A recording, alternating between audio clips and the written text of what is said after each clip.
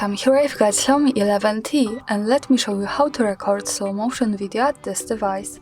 So let's start by tapping on camera button to open it, and for now we are on standard photo mode. Let's change it by using this settings bar and just simply going to right to more. Here we get access to more modes of this camera. One of them is slow motion, so let's pick it. Here we are. Now we can start recording this type of video by simply tapping on the big red shutter button at the center. We can also go to right corner button to get access to more options about slow motion we can manage. For example, let's focus on quality. We can pick between two of them and the speed of our video. So for example, let me stay on this settings now to show you how it works, and let me start recording the slow motion video.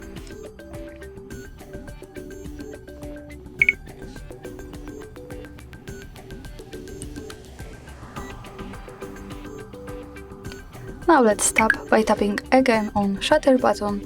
To see the video, let's move to left one that follows us straight to the gallery. And here we can play it by tapping on the center button. And this is how the slow motion video looks like at this device. Thanks for watching, subscribe our channel and leave the thumbs up.